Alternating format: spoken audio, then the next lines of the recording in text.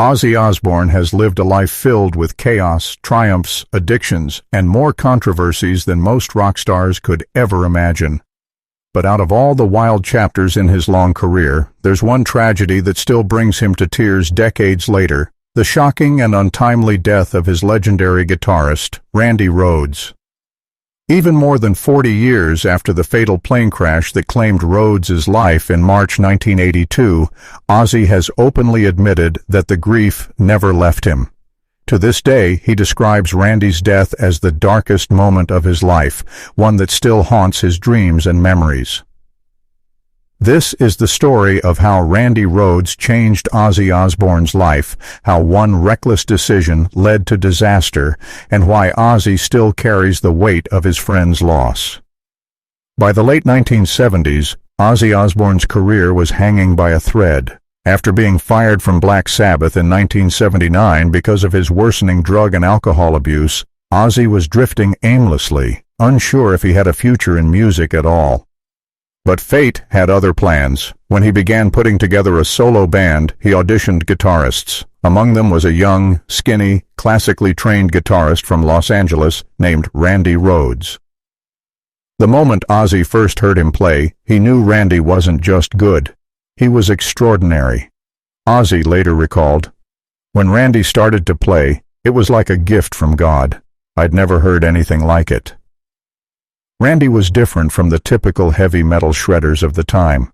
While he could play lightning-fast solos, his style was deeply influenced by classical music, giving Ozzy's songs a unique and sophisticated edge. Together, they created a sound that redefined Ozzy's career.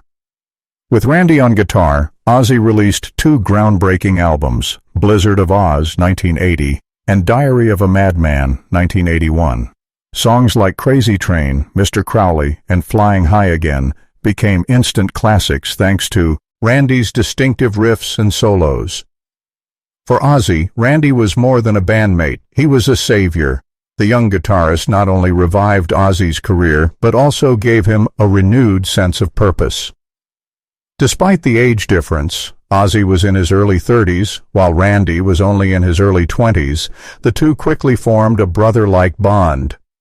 Randy was soft-spoken, polite, and disciplined, which stood in stark contrast to Ozzy's chaotic, drug-fueled lifestyle, but somehow they balanced each other out. Ozzy admired Randy's dedication to music, and Randy respected Ozzy's larger-than-life stage presence. In interviews, Ozzy often called Randy the most important person in his solo career. Unlike others who partied hard on tour, Randy was focused on becoming a better guitarist every day. He even carried around classical music books and practiced scales before shows. For Ozzy, Randy was a stabilizing force. He would often encourage Ozzy to stay focused on the music and not get lost in self-destruction.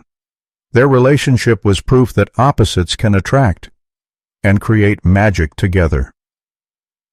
The tragedy struck during the Diary of a Madman tour. On March 19, 1982, Ozzy and his band were traveling through Leesburg, Florida.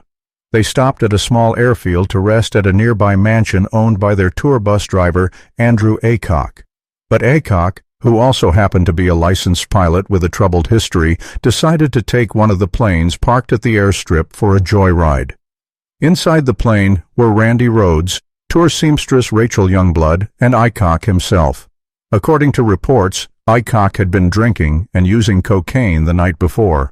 Witnesses said he was flying recklessly, making repeated low passes over the tour bus where Ozzy and others were sleeping. On the third pass, disaster struck. The wing of the small Beechcraft Bonanza clipped the bus, causing the plane to spiral out of control. It crashed into a nearby garage, exploding in flames. Randy Rhoads, just 25 years old, was killed instantly. Rachel Youngblood and Andrew Aycock also lost their lives. Ozzy Osbourne was asleep on the tour bus when it happened. He was jolted awake by the sound of the impact and the sight of flames outside the window. At first, Ozzy thought it was just an accident on the road, but when he learned that Randy had been on the plane, his world collapsed. In his autobiography, Ozzy described running toward the wreckage in shock, desperately hoping to find survivors, but the scene was so Horrific. He could barely comprehend it. The crash site was engulfed in fire, and there was nothing anyone could do. Ozzy later said, "It was like the end of the world. I lost not just my guitarist, but my best friend. To this day, I can't bear to think about it." The tragedy sent shockwaves through the rock community. Fans couldn't believe that such a young and talented musician had been taken so suddenly. The death of Randy Rhoads left Ozzy shattered. He was so devastated that he considered quitting music altogether. In later interviews, Sharon Osbourne admitted she had to push Ozzy to keep going. Randy had been such a key part of Ozzy's rebirth as a solo artist that continuing without him felt impossible. But in time, Ozzy carried on. Not because he wanted to, but because he felt he had to. Randy's contributions to music were too important to be forgotten.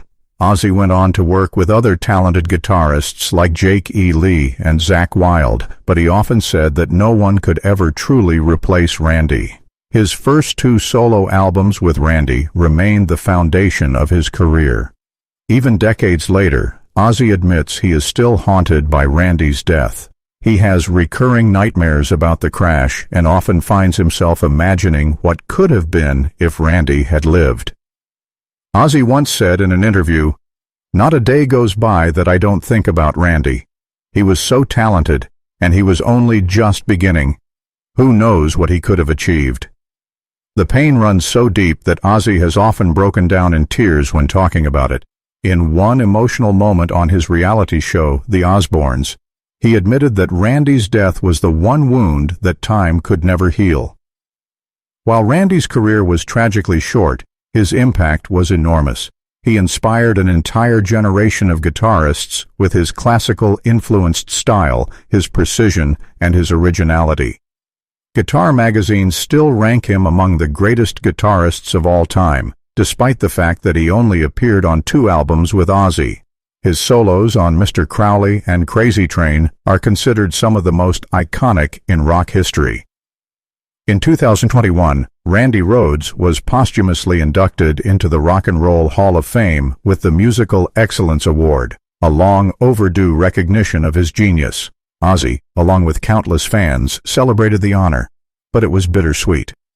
For Ozzy, Randy's legacy is personal. He wasn't just a bandmate or a guitarist. He was the person who gave him a second chance in music and life. Whenever Ozzy looks back on his career, he always points to the years with Randy as the most special.